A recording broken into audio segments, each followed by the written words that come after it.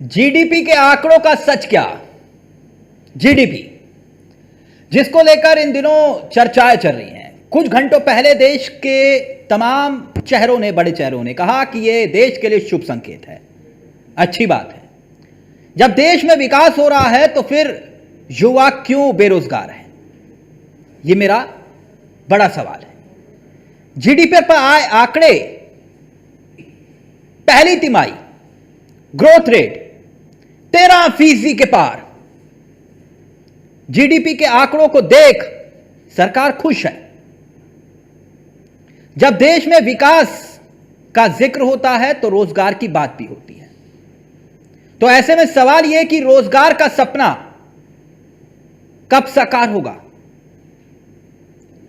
अगर वाकई विकास दर बढ़ रही है तो फिर नौकरियां कहां हैं?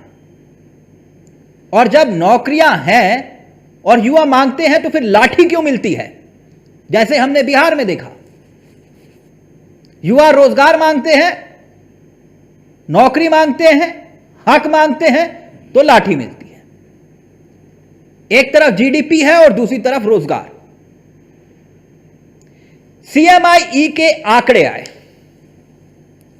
और उन आंकड़ों का जिक्र मैं करने जा रहा हूं और वो आंकड़े हैरान करते हैं। जीडीपी के आंकड़े तो आपने सुन लिए, लेकिन उन आंकड़ों का जिक्र नहीं होता जो रोजगार को लेकर है। सीएमआई का आंकड़ा बताता है कि 10 युवाओं में से एक के पास रोजगार है। 5 साल पहले यह आंकड़ा क्या था वो भी जानना जरूरी है।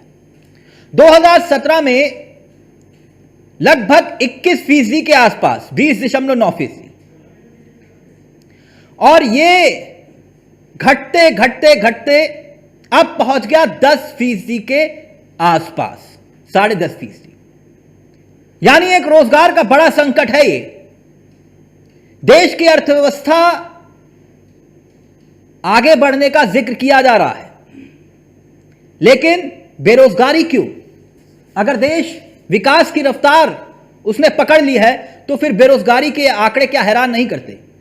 जहां पर 4 एमबीए हैं और 4 एमबीए में से एक के पास नौकरी है, 10 ग्रेजुएट हैं उनमें से एक के पास नौकरी है, 5 इंजीनियर हैं तो उनमें से एक के पास रोजगार है। वर्ल्ड बैंक के आंकड़े भी आपको बता देता हूं। अमेरिका में जो है, यूएसए का मैं जिक्र करूं तो लगभग 50% के आसपास युवाओं के पास नौकरी है, यानी 2 में से 1 के पास।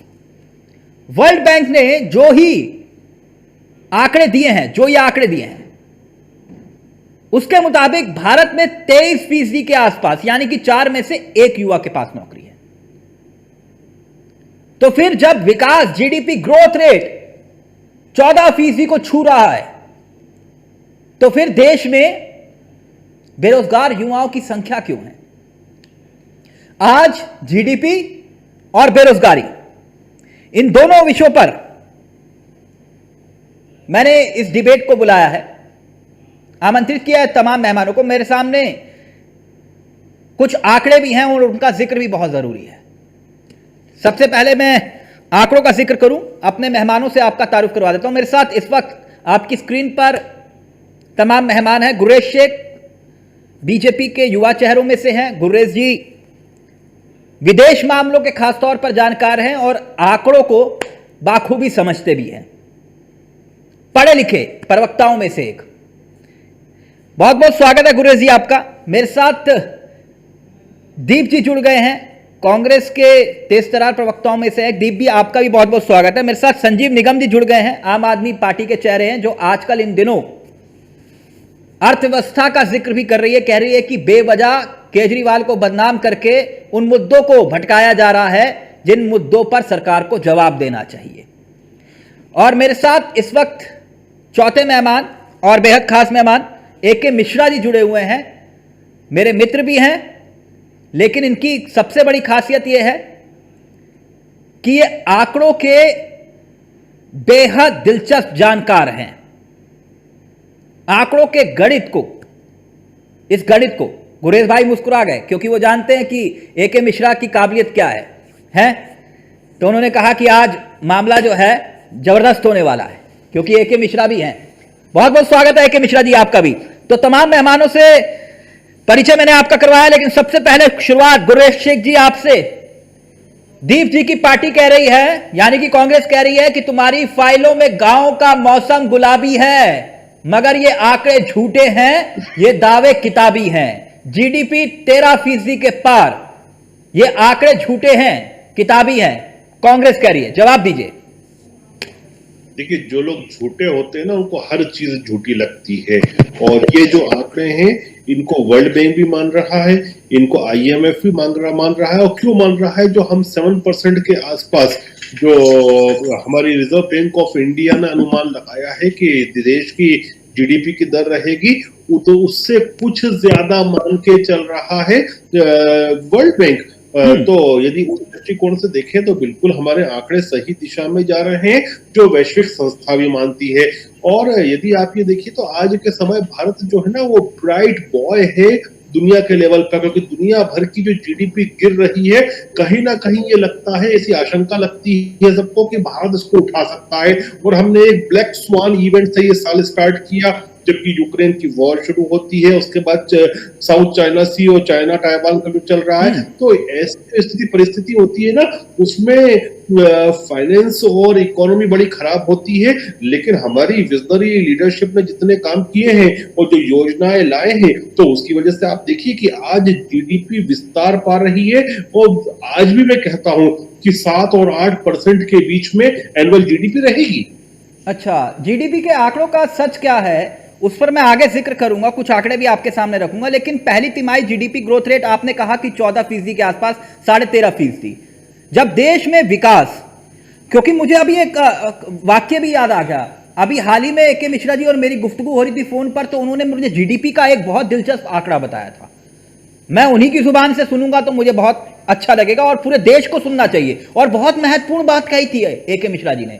याद आया एके मिश्रा जी आपको? आपने मुझे कुछ बताया था। आप लोगों से जो मुझे मिलता है, ज्ञानी लोगों से, मैं जेब में रख लेता हूं, लेकिन मैं उस पर आंकड़ों पर आऊं। लेकिन गुरेश भाई, पहले तो मुझे एक बात बताइए। आपने कहा कि पहली तिमाही में जीडीपी ग्रोथ रेट जो है वो 14% के आसपास, ये देश के लिए शुभ संकेत है, क्योंकि देश में अर्थव्यवस्था पटरी पर आती हुई दिखाई दे रही है। तो फिर ये युवा जो है बेरोजगार क्यों है? ये आंकड़े देखिए, दो चीजें नहीं, देखिए, इन आंकड़ों के अंदर जो काउंट किया जाता है वो बेसिकली ऑर्गेनाइज सेक्टर को काउंट किया जाता है। और अभी जो हम 13% के आसपास की बात कर रहे हैं, उसके आप मेजर चंक उठा के देखिए तो इंडस्ट्री 8.6, जो कि अपने आप में ऑर्गेनाइज होती है। लेकिन सर्विसेज वाला जो सेक्टर है ना, उसका कंट्रीब्यूशन आया है 17.6%। तो इसमें एक बहुत बड़ा सेक्टर ऐसा होता है जिसको ऑर्गेनाइज के श्रेणी में आप नहीं रख पाते। फिर मैन्युफैक्चरिंग ऑर्गेनाइज होती है, लेकिन मैन्युफैक्चरिंग भी 4.8 है, एग्रीकल्चर 4.5 है, एमएसएमई और ये तमाम सेक्टर अभी रुक जाए ना सर। बेरोजगारी है या नहीं है जो सीएमआई है? क्या नहीं सर, देखिए, जब जीडीपी विस्तार पाती है तो दो चीजें एक साथ चलती हैं। आप उसको चाहो, एक को पसंद करो, एक को ना पसंद करो, ऐसा नहीं होता। जब जीडीपी तेजी से बढ़ती है, मैं पसंद नापसंद नहीं कर रहा, मैं तो सिर्फ आपसे ये पूछ रहा हूं, मेरी पसंद नापसंद। अगर जीडीपी बढ़ रही है तो फिर बेरोजगारी क्यों बढ़ रही है?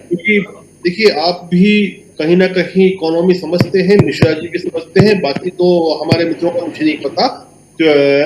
तो जो फ्लिप कर्व होता है इकोनॉमिक्स में, उसमें दो चीजें एक साथ होती हैं।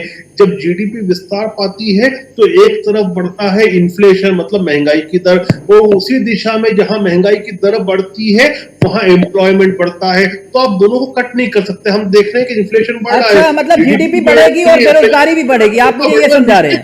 ना, जीडीपी बढ़ेगी और बेरोजगारी भी बढ़ेगी, आप मुझे ये समझा रहे हैं? जीडीपी बढ़ेगी और रोजगार भी बढ़ेगा। अच्छा, लेकिन थ्योरी तो उल्टी दिखाई दे रही है। जीडीपी बढ़ रही है लेकिन बेरोजगारी घट रही है। नहीं, रोजगार घट रहा है। आप केवल ऑर्गेनाइज सेक्टर को गिन रहे हैं।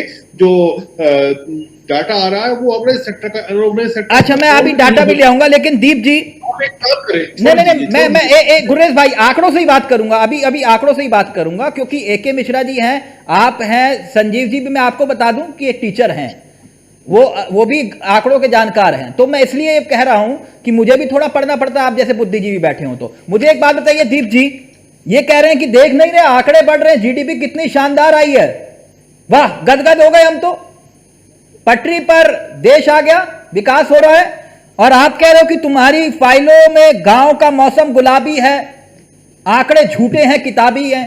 क्यों भाई, आपको अच्छा नहीं लगा जीडीपी के आंकड़े देख के?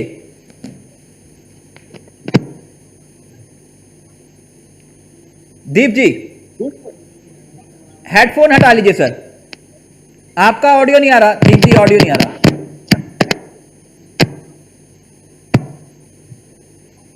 जी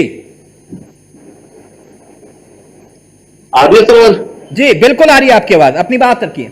क्यों झूठे लग रहे हैं आंकड़े? आदरणीय चावला साहब, अभी मेरे बड़े भाई गुलजेर साहब ने जो कहा कि मुझे इकोनॉमिक्स का इतना ध्यान तो नहीं है, लेकिन मैं आम जनमानस हूँ, जनमानस की भावना को समझता हूँ। भूख, महंगाई, गरीबी इस मुझसे कर रही है, एक होती तो नहीं बाता, तीनों मुझ पे मर रही है। भारतीय जनता पार्टी की कमी और कतनी में बहुत बड़ा फर्क है। देश में आज जिस तरह बढ़ती बेरोजगारी से स्थिति लगातार बद से बदतर होती जा रही है। हालात इतने खराब हो चुके हैं कि 45 करोड़ से ज्यादा लोगों ने काम की तलाश ही छोड़ दी है। बीजेपी ने करोड़ों रोजगार का सपना दिखाकर युवाओं को बेरोजगारी के दलदल में धकेलने का काम अगर किसने कराया तो है भारतीय जनता पार्टी। युवा शिक्षा प्राप्त करने के बाद भी बेरोजगार है, वो नौकरी ना मांगे, इसलिए इन्होंने हिंदू मुसलमान मंदिर मस्जिद की लड़ाई में उनको उलझाया रखा है। और महंगाई बढ़ रही है, आमदनी घट रही है, लेकिन भाजपा के नारों में भी हो रहा है ना दीप जी, ये तो नारों में भी हो रहा है ना। मैं ये पूछ रहा हूं कि ये आंकड़े झूठे क्यों लग रहे हैं आपको? मैं आपको वही बता रहा हूं जो अभी गुलजेर साहब ने कहा कि हमारे जीडीपी ग्रोथ बढ़ रही है। मैं आपको बताना चाहूंगा कि 3 साल में 3.8 जीडीपी का ग्रोथ हुई है। जीडीपी कमी का मतलब है बेरोजगारी, गरीबी, भूखमरी, कुपोषण और चौपट अर्थव्यवस्था। भारतीय जनता पार्टी जुमलों से देश ही चलता है, देश चलता है नीतियों से, और इन्होंने नीतियां तो उनके पास है ही नहीं, और उस पर ध्यान देने के लिए माननीय प्रधानमंत्री के पास कोई टाइम ही नहीं है। और मैं आपसे पूछना चाहूंगा गुलजेर साहब, आज बेरोजगारी का जो सबसे भयानक दौर चल रहा है, 42% युवा जो 20 से 24 साल के युवा है, उन्होंने आवेदन करना ही छोड़ दिया है। 24 करोड़ लोगों ने पिछले 8 साल में आवेदन करा था, 7 लाख लोगों को आपने कह रहे हैं कि फिर अगर रोज अच्छा आप, मैं समझ गया, कुल मिलाकर आप ये कह रहे हैं कि जब देश में इतना विकास हो रहा है और विकास बड़ा भी हो गया है, तो फिर आखिरकार लोगों के पास रोजगार क्यों नहीं है? ओके दीप जी मैं आपको कह रहा हूं, लेकिन आपने अपनी बात रखी, भले ही राजनीतिक नजरिए से रखी, लेकिन निगम जी आप सुन लीजिए, 2 और मेहमान भी हैं सर, 2 और मेहमान भी हैं। ओके दीप जी हो गया। दीप जी 1 मिनट, 2 मेहमान और भी है ना, उनको सुन लीजिए, पूरा मौका दूंगा। 1 मिनट। संजीव निगम जी, आपके क्या ख्यालात हैं इन आंकड़ों के बारे में? पहली तिमाही में जीडीपी ग्रोथ लगभग 13.5%। गुर्रेश जी कह रहे हैं कि आप चिढ़ रहे हैं जीडीपी को अगर सामान्य भाषा में समझे, बिल्कुल लेमैन स्टाइल में, तो एक तरीके से जैसे बच्चा कोई स्कूल में पढ़ता है, उसके साल में मार्कशीट आती है कि साल भर में क्या पढ़ाई की, उसकी 3-3 महीने में तिमाही छमाही एग्जाम जो होते हैं, भाई इसमें फिजिक्स में कितनी प्रोग्रेस की, केमिस्ट्री में कितने किया, मैथ में बटा, अंग्रेजी में कम हुआ, तो ये उसी प्रकार का एक तरीके से पथ है। तो ये आंकड़े में माहिर है, ये इसमें तो कोई दो राय नहीं है। हकीकत में क्या है, जो जमीनी स्तर है वो भाई साहब बिल्कुल कोई संतोषजनक नहीं है। चारों तरफ जो है आप अपने सब एजेंडा में काम कर रहे हैं, सारा दिशाओं में आपका काम बढ़ रहा है, लेकिन वास्तविकता जो धरातल में है, हमारा युवा बेरोजगार घूम रहा है, तो क्या आपने व्यवस्था करा है? आप अपना तो मजबूत करते जा रहे हैं। आप भारतीय जनता पार्टी के सब पूरे हिंदुस्तान के अंदर ऑफिसेज बनते चले जा रहे हैं, दफ्तर बनते चले जा रहे हैं 5 स्टार में। इन बच्चों का जो हमारा युवा है वो घूम रहा है, क्या आपने व्यवस्था कराई? कुछ नहीं। ऐसी ऐसी योजनाएं निकाल के लाते हो, 4-4 साल की योजनाएं निकाल के लाते हो। अभी डिफेंस में कितनी चर्चा हो चुकी है, पूरे देश में जो है बच्चा हमारा परेशान था, उसको आपने लाठियों से पिटवाया और जीडीपी 13.5% आपको अच्छा क्यों नहीं लग रहा है आंकड़ा? भाई अच्छा इसलिए नहीं है क्योंकि आप धरातल में तो देखिए ना, इन्होंने किस किस तरीके से, कैसे वास्तव में क्या होता है। एक गांव को 2014 में बोला गया था जितने सांसद हैं सब जो है गोद ले लेंगे, उन गोद लिए हुए गांवों का क्या हुआ? कितनी ग्रोथ हुई उन गांवों में, चलने लगे, अब तो दौड़ने लगे। 2014 से पहले तो आपने भी बहुत कुछ कहा था, वो कर दिया क्या? हमारा कहने का मतलब है 2014 से पहले तो आपने भी बहुत क्या करते हैं, आपने भी अपने बच्चों की बहुत नहीं दिखाई थी। मतलब इसके मतलब है ये विश्व स्तर की जो पार्टी है वो हमारे जैसे काम करेगी। हम तो ठीक है, अगर हमारे से नहीं संतुष्ट है जनता हमें उखाड़ के फेंक देगी। आप तो इस बात का दावा करते हो ना, जम्मू कश्मीर से लेकर के आपका ये केरला तक का बनाने का दावा करते हो, हर जगह जहां सरकारें नहीं भी होती वहां भी आप तोड़ फोड़ करके बना लेते हो। आप अच्छा संतोषजनक काम कर रहे हो, सारी योजनाएं आप जीडीपी पे आइए ना, आप सरकारें तोड़ना, ऑपरेशन लोटस जीडीपी आइए। मैं जीडीपी पे ही आ रहा हूं, तुमने बताया ना एक तरीके से ये आंकड़ा दिखा रहे हैं, आंकड़े में तो इन्होंने सब कुछ बोल दिया 15-15 लाख रुपए हम देंगे, लेकिन कहां किसको मिला, काला धन लेकर के आएंगे, क्या हुआ? तो ये जब धरातल में हमारा जो है भारतीय नागरिक जो है जब खुश होगा, ठीक, ओके, तो सारे लोग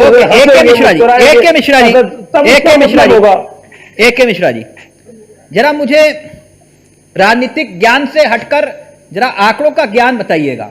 ये जो पहली तिमाही में लगभग 13% ग्रोथ रेट, इसका मतलब क्या है? और अगर ग्रोथ रेट और बेरोजगारी, एक तरफ ग्रोथ रेट बढ़ रही है, ऊपर बेरोजगारी दर भी बढ़ रही है, इसका मतलब क्या है?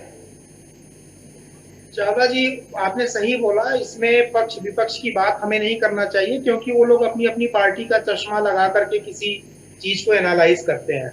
देखिए, एक बड़ी इंपॉर्टेंट चीज आपने बोली थी, जो बेरोजगारी का बताया था कि 10 में 1 आदमी के पास जॉब है, 5 इंजीनियर में 1 के पास जॉब है। एक मैं बड़ा दिलचस्प डाटा बताता हूँ आपको, मैंने 3-4 साल पहले पढ़ा था, अभी की बात नहीं है, पुरानी है, जो हमें एक सीख देती है। जापान में हर आदमी के पास 2-2, 3-3 जॉब ऑफर होते थे। उस वक्त हमारे यहाँ भी बढ़िया पोजीशन थी, लेकिन ऐसा नहीं है, मतलब उस लेवल को अगर हम टच कर लें तो बहुत अच्छा रहेगा। अब आपके जीडीपी पे आते हैं। देखिए, जीडीपी 13% का जो आया आंकड़ा, हम उसी को मान के चलेंगे, क्योंकि आम आदमी पार्टी या तो रिसर्च करके दे, कांग्रेस दे, वो ऐसा करेंगे नहीं। हम ये मान के चलते हैं कि 13% जीडीपी जो है वो फैक्ट है, जिसने भी ये रिसर्च किया है गवर्नमेंट संस्था वगैरह ने। अब सवाल ये है, कोविड के टाइम पे जब -25-26% गई थी, तो सरकार ने और बीजेपी के प्रवक्ताओं ने बोला था कि भाई ये कोविड के कारण है, बहुत हताश मत होइए। हमने भी साथ दिया और हमने भी सरकार का साथ दिया, जनता का साथ दिया कि भाई कोविड के कारण ये नेगेटिव गया है।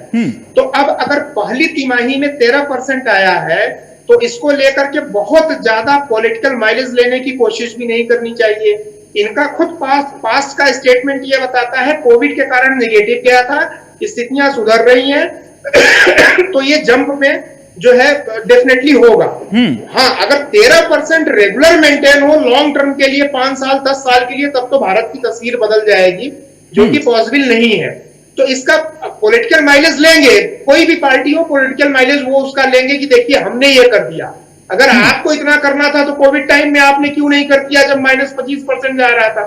और दूसरी इंपॉर्टेंट चीज जो आपने बोली है कि अगर जीडीपी बढ़ रही है तो जॉब वगैरह क्यों नहीं बढ़ रही है। देखिए, जीडीपी जब बढ़ती है ना, तो उसके प्रोपोर्शनेट ऑटोमेटिकली सूनर और लेटर बहुत सारी चीजें बढ़ती हैं, और कुछ जो है रिवर्स वे में जीडीपी बढ़ेगी तो कुछ चीजें कम होती हैं। इसका एग्जांपल ऐसे है, जैसे कि हिमालय पे अगर बर्फ पड़े तो धुंध और कोहरा और टेम्परेचर डाउन हो जाता है पहाड़ी मैदानों में 500-700 किलोमीटर दूर, यानी असर वहां पे भी पड़ता है।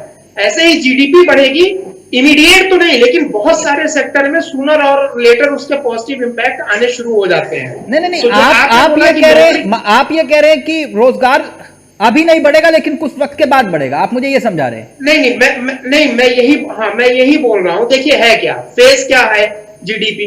अभी तो जिन कंपनियों का प्रॉफिट हुआ होगा जीडीपी बढ़ने के कारण, उनका जो 2 साल का नुकसान है पहले वही भरपाई होगी, उसके बाद वो नए प्रोजेक्ट लगाएंगे, नए रिक्रूटमेंट होंगे। थोड़ा सा इंपैक्ट पड़ने में, अगर ये, मैंने एक चीज बोला कि अगर ये 13% छोड़ दीजिए, 7-8% भी अगर ये लॉन्ग टर्म में मेंटेन हो जाए ना, तो धीरे धीरे सिचुएशन बहुत सही हो जाएगी। नहीं, 5 ट्रिलियन इकोनॉमी भी बनना है ना हमें। एक मिनट, दीप जी इत्तेफाक रखते हैं ए.के. मिश्रा जी जो बात बोल रहे हैं, फिर उसके बाद निगम जी, और फिर गुरेशन जी आपको पूरा वक्त दूंगा फिर उसके बाद, क्योंकि आंकड़ों से बात करेंगे फिर हम। दीप जी बोलिए, जो बात ए.के. मिश्रा जी कह रहे हैं कि एकदम से इंपैक्ट नहीं पड़ता है, कुछ वक्त लगता है और इसका असर अच्छा पड़ेगा अगर मेंटेन रहा तब। जी। 7-8% का मेंटेन रहा साल 5-6 ये बहुत इंपॉर्टेंट बात है, मेंटेन रहा तब। आगे कंटिन्यू प्लीज दीप जी, पहले आप फिर निगम जी आपके पास आ रहा हूं।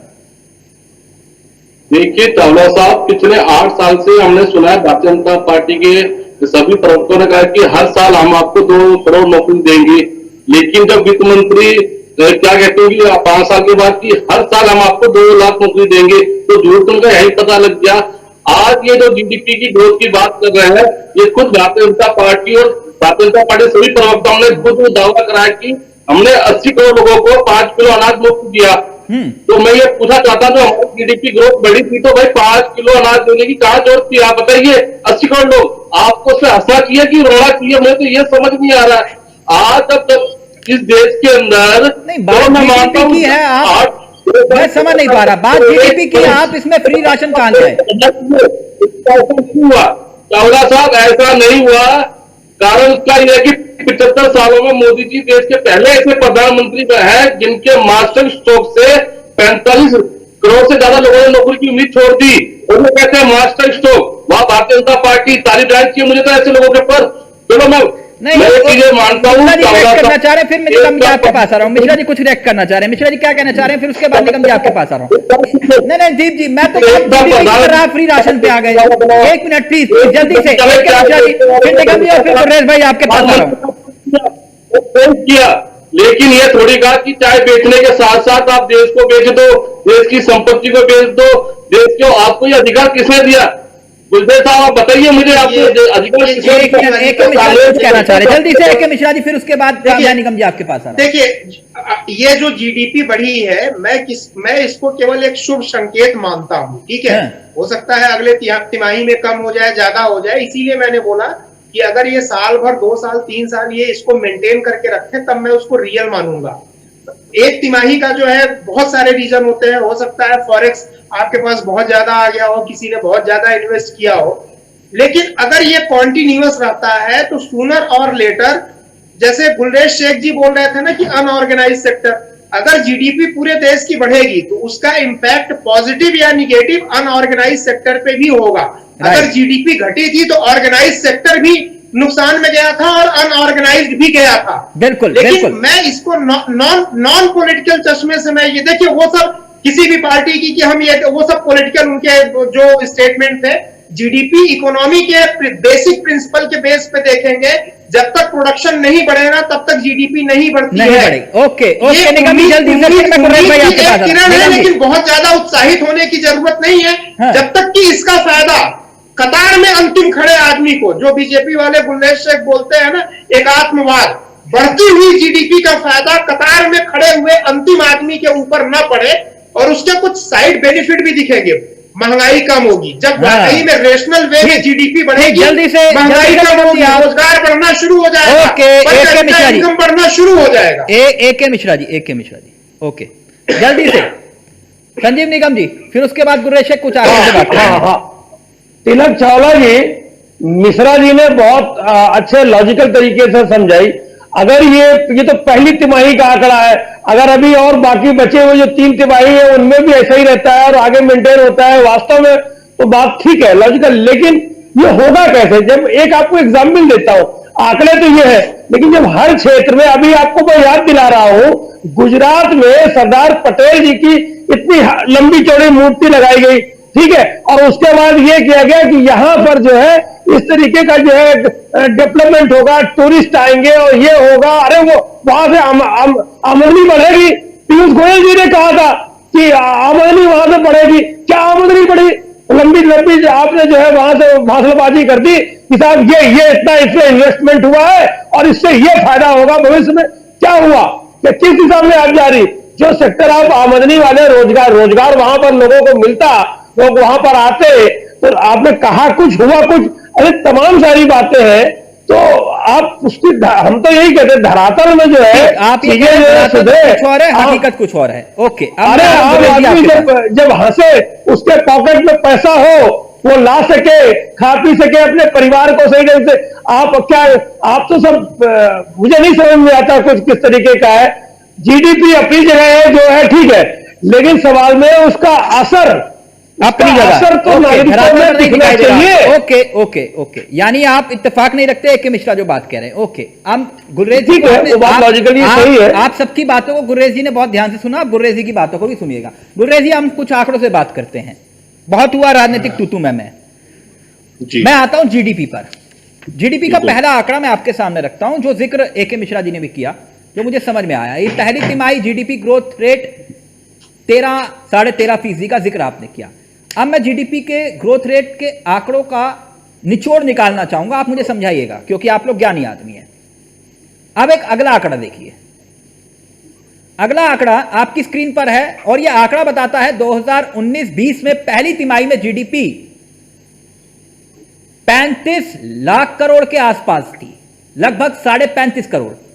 फिर उसके बाद 2021 में पहली तिमाही में जीडीपी 27 लाख करोड़ के आसपास पहुंचती है, यानी कि घटती है। फिर उसके बाद 2021-22 में पहली तिमाही जीडीपी की 32 लाख करोड़ के आसपास पहुंचती है, लगभग 32.5 लाख करोड़ के आसपास। और उसके बाद यह आंकड़ा पहुंचता है 2022-23 में पहली तिमाही में जीडीपी लगभग 36 लाख करोड़ के आसपास। आप मान लीजिए लगभग 37 लाख करोड़ के आसपास। अब मुझे एक बात समझाइएगा, इस हिसाब से 3 साल में मात्र जो आप आंकड़ा मुझे बता रहे थे, अगला आंकड़ा देखिएगा, उस आंकड़े के हिसाब से जो आंकड़ा निकल के सामने आया, 3 साल में 3.8 जीडीपी ग्रोथ हुई। यह तो 4% भी नहीं हुई साहब 3 साल में। गुर्रेज शेख जी सर, ये चिंता का विषय नहीं है। आंकड़ा तो एक ये भी है कि 3 साल लगे 3.5% की ग्रोथ रेट में पहुंचने के लिए। ये भी आंकड़ा तो सुखद, जो आंकड़े आपने दिखाए ना, ये बिल्कुल सुखद दिशा में जा रहे हैं। क्यों जा रहे हैं? क्योंकि आप देखिए अभी है 36.85 लाख करोड़। अब ईयर ऑन ईयर बेसिस पे हम चलते हैं पिछले वर्ष पे, तो पिछले वर्ष पे थे 32.46 का आंकड़ा था। अब और उससे पहले वो 27 का आंकड़ा इसलिए था क्योंकि वो जो लॉकडाउन का फेज था। और उसके पहले जो आप बोल रहे हैं, ये वर्ष 19-20 की पहली तिमाही में 35.49 लाख करोड़। अब मतलब आज के समय हम प्री कोविड लेवल जो था उसको क्रॉस कर चुके हैं। मतलब हमने कोविड की स्थिति को पार कर लिया है। दुनिया अभी तक नहीं कर पाई उसको पार, लेकिन हमने जो कोविड की वजह से स्लो डाउन था। मैं आंकड़ा और दिखाता हूं आपको। जीडीपी तो कम हुई, अगला आंकड़ा प्ले करेगा। जीडीपी तो कम हुई, आप मान रहे हैं ना, जीडीपी कम हो रही है। और मैं देख रहा था 21-22 जो चौथी तिमाही का आप जिक्र कर रहे हैं और 22-23 में पहली तिमाही का जिक्र कर रहे हैं, ये हुई 36 लाख करोड़ के आसपास और वो 41 लाख करोड़ के आसपास। जी, ये तो कम हुई ना, यही है ना जीडीपी का मतलब। यानी इस हिसाब से 3 महीने में करीब जो है, गुर्रेज भाई पता है कितना? आंकड़ा देखिए, जो आप मुझे जीडीपी का मतलब समझा रहे थे, मैं वही आपसे पूछ रहा हूं। यानी इस हिसाब से 4 लाख करोड़ की जीडीपी गायब हुई। नहीं, गलत फहमी है आपकी। 3 महीने के हिसाब से सर, आप देखिए ना, आंकड़े के हिसाब से 4 लाख करोड़ की जीडीपी गायब हुई। मैं समझ गया जो आप बोल रहे हैं। जी प्लीज, बिल्कुल समझ गया मैं जो आप बोल रहे हैं। भाई देखिए, आपने जो लास्ट ईयर के 4th क्वार्टर, मतलब लास्ट क्वार्टर का जो आंकड़ा दिखाया, उसको आप बेस इफेक्ट से कंपेयर करें। बेस इफेक्ट मतलब जब सेकंड कोविड का लॉकडाउन वाली स्थिति बनी थी, सेकंड कोविड वेव आई थी, वो सब तरफ हाहाकार मचा था। उसका जो बेस इफेक्ट था, बिल्कुल उसमें प्रोडक्शन खत्म हो गया था, जीडीपी बिल्कुल नीचे चली गई थी। सर, मैं 21-22 और 22-23 का भी आंकड़ा मैंने आपको दिखाया था। उसमें आप देख रहे थे कि एक तरफ 40 लाख करोड़ था और दूसरी तरफ 22-23 में जो है, पहली तिमाही में जो है, आप 36 लाख करोड़ की आप बात कर रहे हैं जीडीपी का। देखिए, कभी भी जीडीपी का कंपैरिजन होता है तो वो हमेशा ईयर ऑन ईयर बेसिस और क्वार्टर ऑन क्वार्टर बेसिस पे होता है। ऐसा कभी नहीं होता कि क्वार्टर 1 का इस साल का पिछले क्वार्टर 4 से करें, क्योंकि क्वार्टर 4 जो होता है वो बेसिकली नहीं, मैंने गलत कंपेयर किया एके मिश्रा। नहीं, ये कह रहे हैं कि आप चौथी तिमाही से पहली तिमाही का ना कंपेयर मत करिए। नहीं गुर्रेज भाई, ये मतलब चित भी मेरी और पट भी मेरी। पहले कंप्लीट कर लेंगे। अभी जो Q4 आता है, लास्ट क्वार्टर, उसमें दिवाली भी आती है, उसमें क्रिसमस हॉलीडेज भी आती है, उसमें जो खरीदारी का मौसम आता है, तो उसमें एकदम से बल्क में गाड़ियां भी बिकती हैं, सोना भी बिकता है और मार्केट में दिवाली मचती है। सर न्यू ईयर भी आता है, होली भी आती है, पहली तिमाही में आती है ना सर, गणेश चतुर्थी भी आती है ना सर। तो ये तमाम नहीं देखिए, मिश्रा जी से भी आप ये पूछेंगे तो दिवाली पे जो मैंने गलत कंपेयर किया। एके मिश्रा करेक्ट कर देंगे ना आपको। वो तो निष्पक्ष है ना, अगर आपको लगा है गलत सवाल पूछ रहा हूं, वो तो निष्पक्ष है। एके मिश्रा मैंने गलत कंपेयर किया। वो कह रहे कि चौथी तिमाही से पहली तिमाही को क्यों कंपेयर कर रहे हो? Diwali is like Christmas of India. नहीं, प्रिंसिपल के अकॉर्डिंग तो आप ही कहते हैं ना, जीडीपी को। एक मिनट जो क्रिसमस का बाजार होता है अमेरिका और यूरोप में, वो दिवाली का हिंदुस्तान में होता है 4th तिमाही में। एक मिनट, मैंने गलत कंपेयर किया होगा तो एके मिश्रा करेक्ट कर देंगे, मुझे कोई दिक्कत नहीं है। एके मिश्रा चावला जी, कंपैरिजन दोनों तरफ से होता है। जैसे देखिए, एक तो कंपैरिजन ये हो सकता है कि ये तिमाही का जो रिजल्ट आया है वर्सेस लास्ट ईयर का, प्रीवियस ईयर का उसी तिमाही का, दिस इज वन। सेकंड ये होता है कि एक साल में 4 तिमाही होते हैं, तो पहले तिमाही में हमने इतना किया, दूसरे तिमाही में ये ग्रोथ था, तीसरे तिमाही में डिक्लाइन था, चौथे तिमाही में ग्रोथ था। अब ये होता है कि किसी कॉन्सेप्ट को समझने के लिए आप किस तरीके से कंपैरिजन करते हैं। आप दोनों तरफ से कंपैरिजन कर सकते हैं। आपका ये जो सवाल है, देखिए आपने डाटा जो प्रेजेंट किया 2 तरीके से किया।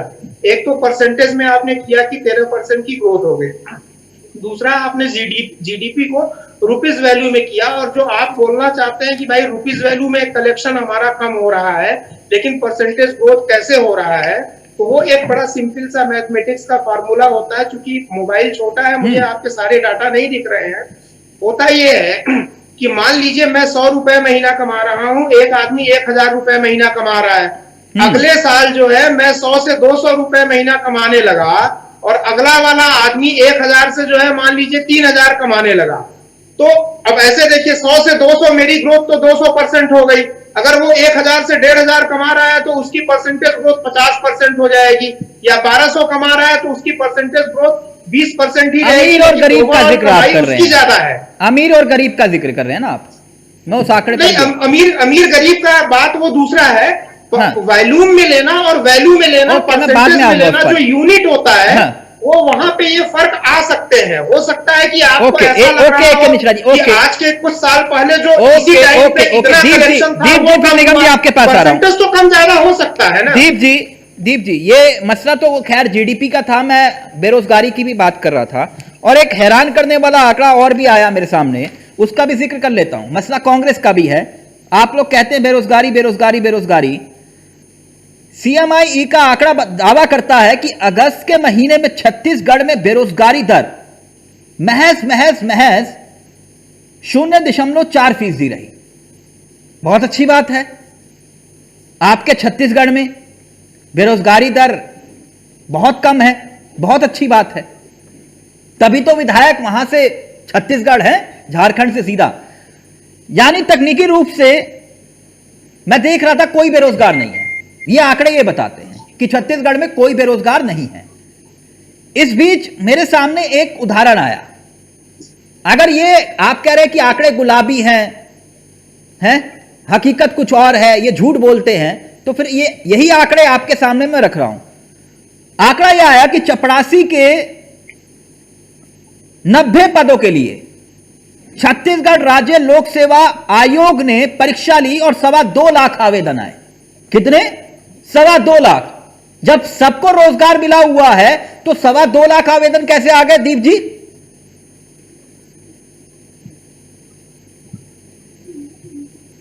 दीप जी, आदरणीय चावला साहब, किसी भी गवर्नमेंट जॉब के लिए अगर कोई भी व्यक्ति 2 जॉब पाने की कोशिश करता है, तो जहां एक आदमी की मतलब 10 आदमी की अगर भर्ती होती है तो वहां कम से कम 1000 फार्म लगते हैं। ये आपको भी पता है, हमें भी पता है। लेकिन आज सवाल क्या है कि आज बीजेपी शासित राज्यों में ये लेकिन मैं आपको याद दिला दूं, और आपके माननीय प्रधानमंत्री ने क्या कहा था, वोकल फॉर लोकल, आत्मनिर्भर बनने की बात करी थी। आज आप बताइए कितने लोगों को आपने आत्मनिर्भर बनाया? आज जितने भी जो भी चुनिंदा उद्योगपति हैं वो किसके हैं? आज भारतीय जनता पार्टी के हैं। और आप बोल रहे हैं कि हमने तो बहुत कुछ करा।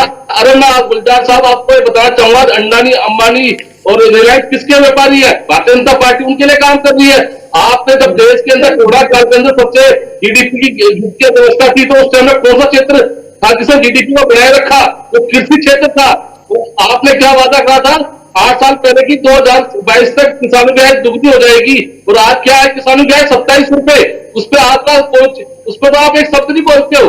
और जो किसानों को आप 6,000 रुपए प्रति माह देते हो उस पर आपने इतने जीएसटी लगा दी है कि बंदा करे तो करे क्या? आप उसमें शब्द नहीं बोलोगे। जब देश का युवा आपसे रोजगार मांगता है तो उनके ऊपर आप लाठीचार्ज करते हो, उन पहले से लगाने की बात करते हो, उस पर एक शब्द बोलेंगे। ये देश का दुर्भाग्य है। देखिए देश चलता है नीतियों से, उंगले से देश ही चलता। और हमारे को बड़ी अफसोस से बात कहनी पड़ती है गुलजार साहब मुझे कि जो हमें सीमा नीति है देश के अंदर प्रधानमंत्री के पास है नहीं। ये सुनने की आपने हिम्मत नहीं होनी चाहिए। देश का प्रधानमंत्री आज क्या कर रहा है ये सोचने की बात है। आप झूठे बातें करके अपना आंकड़े झूठे आपके भाई कर रहे हैं उसकी बात नहीं, एक मिनट दीप जी आप सवाल बोल कर गए। दीप जी आप सवाल बोल कर गए। आंकड़े अगर सीएमआई के सच्चे हैं तो फिर दूसरे आंकड़े आपके लिए भी सच्चे होने चाहिए ना। यही फॉर्मूला बीजेपी शासित राज्यों में नहीं लागू होता। यही फॉर्मूला बीजेपी शासित राज्यों में नहीं लागू होता, आपके राज्य में लागू होता है। ये गजब थ्योरी हो गई आपकी। यही फॉर्मूला फिर बीजेपी राज्य में भी लागू होगा ना दीप जी, कि नहीं? साहब मैं तो सबके लिए कह रहा हूँ, किसी भी देश के अंदर रोजगार अगर भटक रहा है तो देश की नाकामी है, चाहे वो किसी भी केंद्र की सरकार हो चाहे स्टेट सरकार हो। मैं तो खुले मन से बात कर रहा हूँ, निगम जी युवा हूँ। निगम जी एक मिनट निगम जी को बेचा है सारे संसाधनों तो आपको जीडीपी के आंकड़ों पर यकीन नहीं है, बेरोजगारी के आंकड़ों पर यकीन है। एक मिनट रुकिए ना, एक मिनट रुकिए निगम जी, फिर मैं AK मिश्रा कुरैशी के पास। चावला जी मैं खुद मैथमेटिक्स पढ़ाता हूं। अभी AK मिश्रा जी ने बिल्कुल सही आपको लॉजिक दिया। एक की तनख्वाह है 100 रुपए, दूसरे की 1000, और उसकी बढ़ी 100 रुपए और दूसरे की बढ़ी 500 रुपए, तो वॉल्यूम वाइज तो उसकी ज्यादा बढ़ गई। 100 की उसकी 500, परसेंटेज वाइज उसका 50% नहीं बढ़ा, इसका 100% बढ़ गया जाकर के। तो ये जो चीजें हैं आंकड़ों का, ये पूरे जब सही मायने में ये चारों तिमाही का जब हम बैठ करके कैलकुलेट किएंगे, अभी आगे पड़ा है किस तरीके का वातावरण आएगा, कैसे क्या होगा, शुभ संकेत तो ये आंकड़ों वाले तो ठीक है।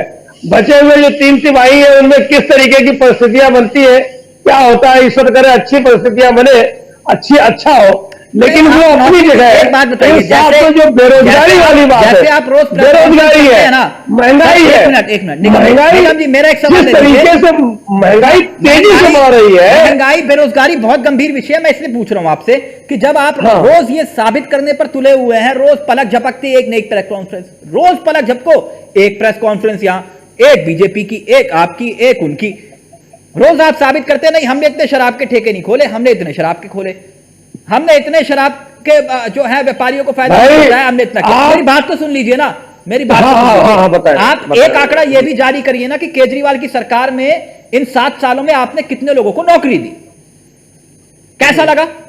एक आंकड़ा ये बिल्कुल बढ़िया सवाल है, बढ़िया अच्छा सवाल है आपका। बिल्कुल आप क्या करते हैं कि कोई सही दिशा में अगर काम करना चाहे आप उसे काम करने नहीं देते। आप सर आपको नौकरी सरकार मोदी जी ने भी हाथ बांध दिए, आप हमें काम नहीं करने देते। सर हर दिशा में हम कह रहे हैं हम स्कूल बनाएंगे, हम स्कूल बनाएंगे, हम अस्पताल बनवाएंगे, आप मुझे काम नहीं कर देते।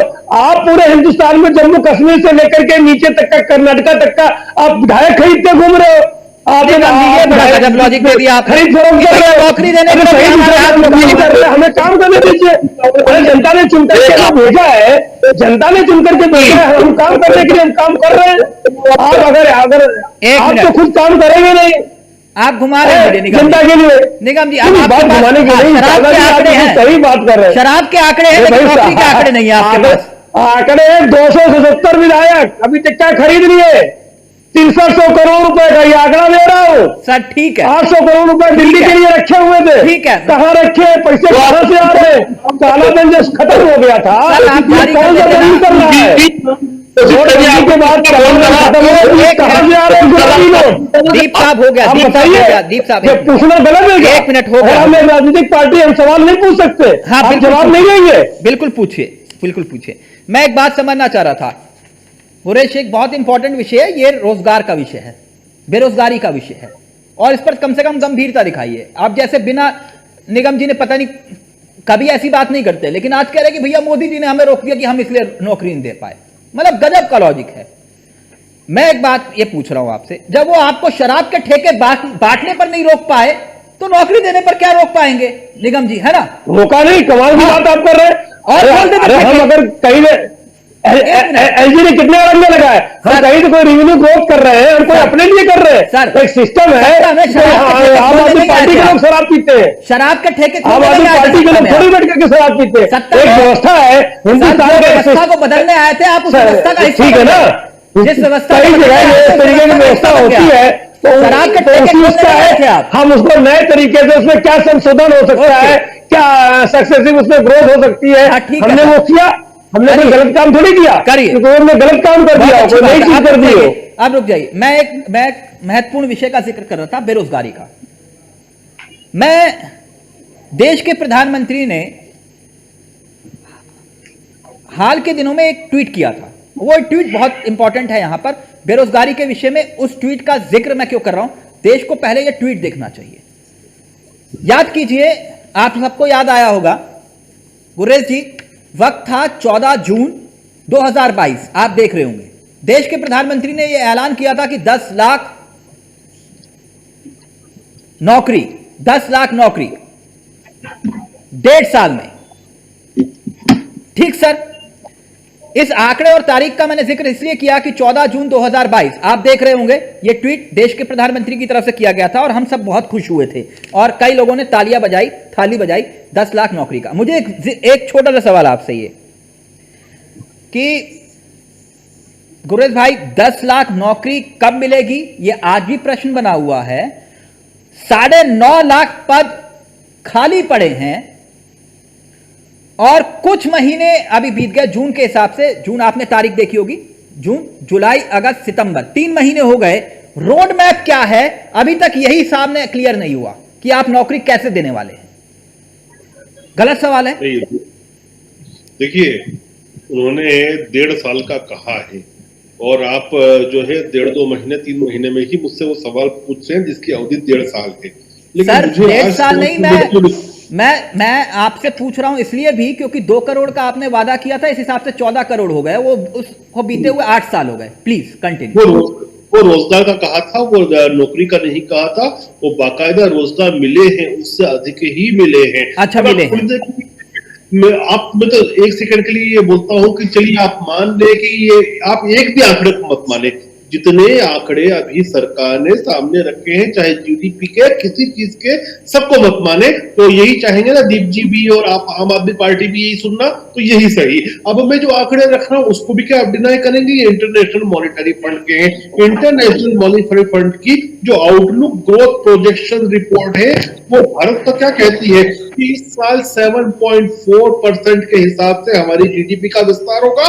और इस ब्रैकेट में 2 कंट्रीज को रखा है पूरे विश्व में, एक है सऊदी अरेबिया जिसका 7.6, लेकिन उनका ऑयल की वजह से है क्योंकि ऑयल महंगा चल रहा है, और दूसरा हिंदुस्तान है जिसको 7.4 पे रखा है। वर्ल्ड बैंक का आंकड़ा बताऊं गुरेश भाई, वर्ल्ड बैंक का आंकड़ा मैं कंपेयर नहीं करता, लेकिन पाकिस्तान के अकॉर्डिंग उसने बताया कि पाकिस्तान में 38.9% के पास नौकरी है, बांग्लादेश में 35.3% के पास, और हमारे देश में यानी कि भारत में 23.2% के पास नौकरी है।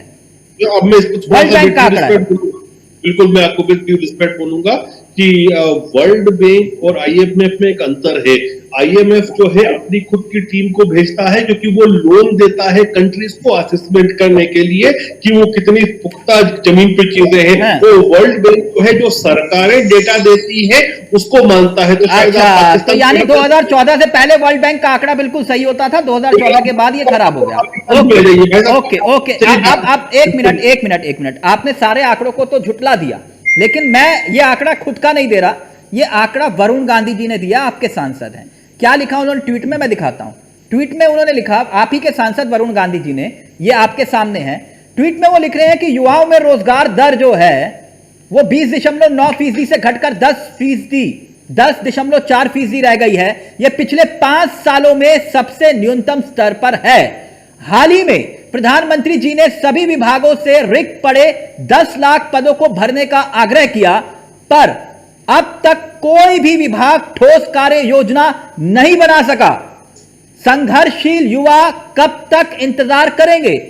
आप ही के सांसद कह रहे हैं। मैंने तभी रोड मैप का सवाल पूछा था आपसे। ये आंकड़ा मेरा तो नहीं है ना, ये तो खुद वरुण गांधी ट्वीट कर रहे हैं। गुरेज भाई, भाई साहब, मैं पार्टी का प्रवक्ता हूं, पार्टी के किसी नेता का प्रवक्ता नहीं हूं। आप यदि मैं पार्टी के अध्यक्ष के लिए बोलूंगा क्योंकि पार्टी का प्रवक्ता हूं, पार्टी के किसी सांसद के लिए मैं नहीं बोलूंगा, उनका प्रवक्ता नहीं। इस स्पष्ट बात बोलता हूं मैं हमेशा। नहीं तो वरुण गांधी जी ऐसा ट्वीट क्यों कर रहे हैं फिर? नहीं, वो आप वरुण गांधी से पूछिए। मेरी ना वरुण गांधी की कोई बात हुई है इस विषय पर, मैं कैसे टिप्पणी करूं? सर, मान लीजिए, चलिए वो विपक्ष के नेता है, कार्य योजना क्या है, सवाल पूछने का अधिकार तो है। विपक्ष नहीं, देखिए ये जो बात है ना, मैं हाइपोथेटिकल बात कभी नहीं लेता कि मान लीजिए, ऐसा राजनीति में माना नहीं जाता ना सर। अच्छा, धरातल पे होती है, अगर मानने लग गए तो फिर तो हम राहुल गांधी बन जाएंगे कि उन्होंने कहा था कि मान लीजिए वो प्रधानमंत्री बन रहे हैं तो फिर जो स्टालिन साहब है वो गृह मंत्री बनेंगे, उन्होंने तो विभाग एलोकेट कर दिया 2000 को। देश के प्रधानमंत्री का ट्वीट तो मानते हैं ना आप, जो मैंने दिखाया। एक्शन लो ना वरुण गांधी के खिलाफ, एक्शन लीजिए। एक मिनट, पार्टी को बदनाम कर रहे हैं, पार्टी को बदनाम कर रहे हैं, क्यों बदनाम कर रहे हैं? देखिए जब एक्शन चलती है, जब ईडी की बात चलती है, जब ईडी उनसे पूछताछ करती है तो फिर आप लोग सुरेश भाई, मैंने जो ट्वीट दिखाया देश के प्रधानमंत्री का, उस ट्वीट पर तो यकीन, अगर वरुण गांधी के ट्वीट पर यकीन नहीं है तो देश के प्रधानमंत्री ने 10 लाख नौकरी का जिक्र किया 1.5 साल में, इस ट्वीट पर तो यकीन है ना आपको? उसी से जुड़ा तो मेरा सवाल था कि आपने इन 3 महीनों में कौन सी कार्य योजना बनाई, वही सवाल आपके सांसद पूछ रहे हैं। देखिए, मैं जब चीजें सामने आएंगी तब बताऊंगा। अगर सरकारी में किसी भी मंत्रालय का अंग नहीं हूं, डेफिनेटली जब प्रधानमंत्री जी ने कहा है तो मंत्रालय में उसमें काम चल रहा है, वो 1.5 ईयर का कहा है, आपको उससे ज्यादा ही नौकरियां मिलेगी। रोजगार ज्यादा मिलेगी, जैसे 2 करोड़ मिली थी। ठीक है, ओके, रोजगार तो मिले हैं। देखिए, एक फिर अब आप बोलेंगे डाटा पे बात करते हो, आप आंकड़ों पे बात करते हो। आंकड़ा तो ये कहता है साहब कि किसी देश में भी यदि 20% के आसपास यदि बेरोजगारी होती है तो सरकार चेंज हो जाती है, जनता सड़क पे होती है। ऐसी स्थिति हिंदुस्तान में नहीं है। अच्छा। ये इकोनॉमिस्ट का आंकड़ा कहता है। अच्छा, इकोनॉमिस्ट का आंकड़ा। मैं एक के पास जाऊं, मुझे एक आंकड़ा और समझा दीजिएगा, एक छोटा सा आंकड़ा, और तसल्ली भी हो जाएगी जो बात ए.के. मिश्रा जी ने भी कही थी कि भाई सीएमआई का जो नया आंकड़ा बताता है कि 10 युवाओं में से 1 के पास रोजगार है 5 साल में। पहले ये आंकड़ा कहां था उसका जिक्र भी जरूरी हो जाता है, क्योंकि 2017 में यह भी जानने का अधिकार है कि 2017 में ये 21%, अब घटते घटते जो है वो 10.5% आ गया।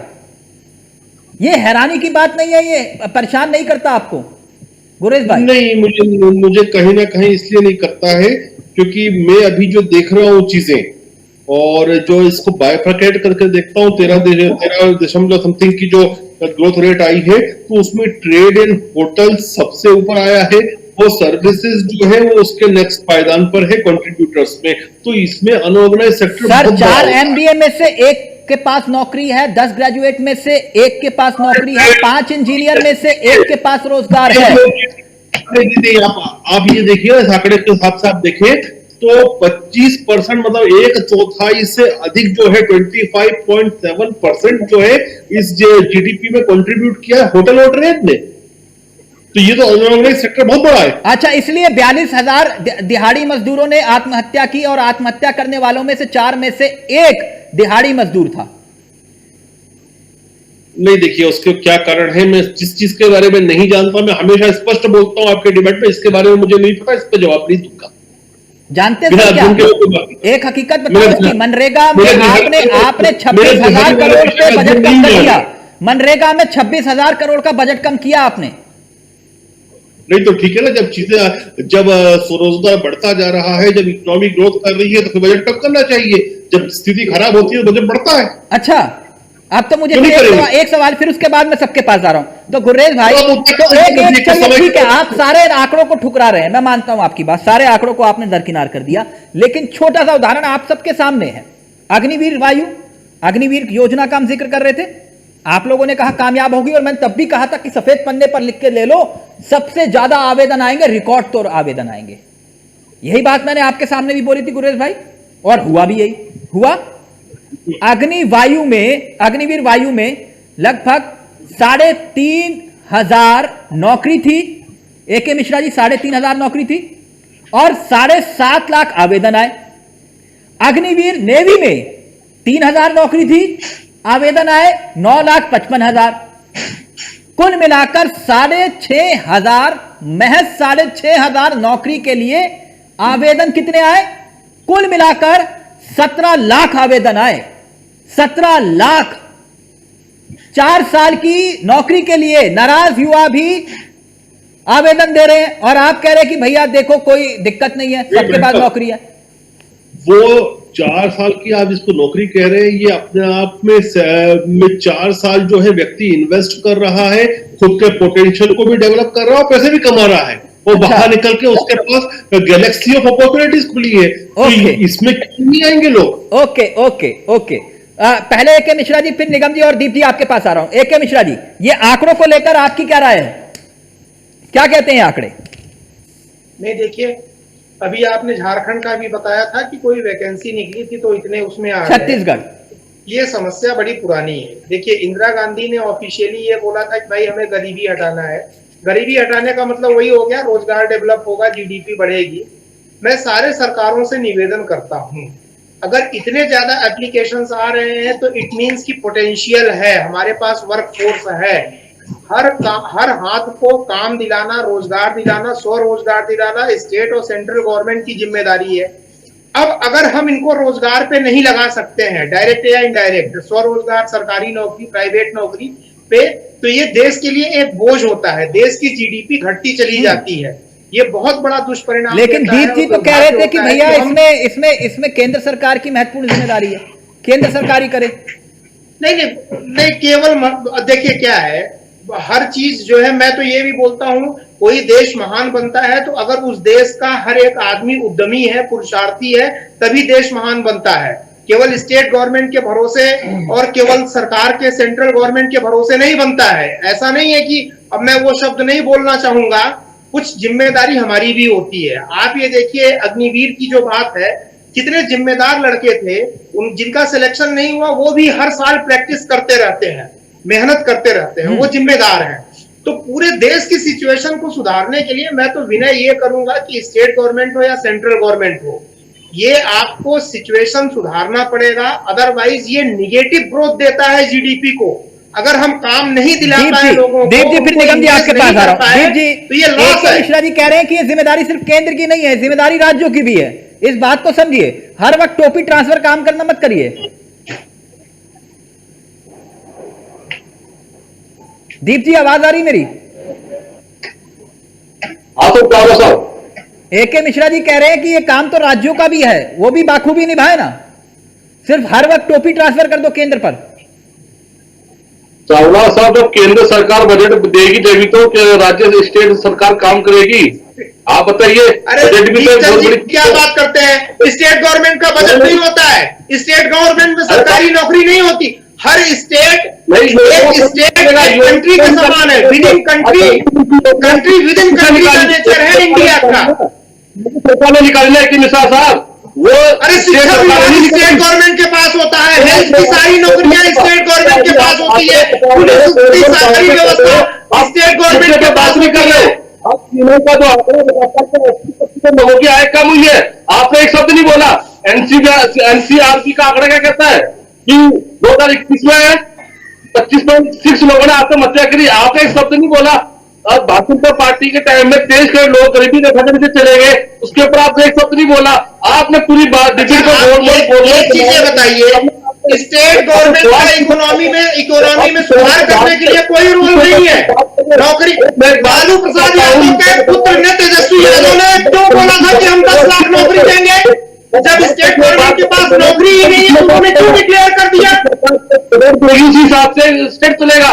कहीं ना कहीं तो केंद्र की भी जिम्मेदारी होती है। देखिए, ये रोजगार और जीडीपी का मामला है, इसमें राजनीति नहीं चलनी चाहिए। मैंने तो बोला कि एक आम आदमी से लेकर central government, state government, private sector, हर आदमी का रोल होता है और हमें समय नहीं गंवाना चाहिए। हर आदमी की जिम्मेदारी के साथ काम करना चाहिए। मोदी सरकार, मैं पूछा चाहता हूँ 8 साल में महंगाई कितनी कम करी आपने? अरे तो गैस का सिलेंडर था वो 1000 के पार कर दिया, पेट्रोल 100 के पार कर दिया, तो दूध दही घी उन पर जीएसटी लगा दी, आपने एक शब्द नहीं बोला। मुझे तो ये अफसोस होता है कि आजकल के जो राजनीतिक विश्लेषण भी वो भी भारतीय जनता पार्टी को सपोर्ट करने के लिए बैठे हुए हैं। अरे तो देश की हालत और देश की दिशा कहाँ जा रही है, इसमें भी सोचना चाहिए आपको।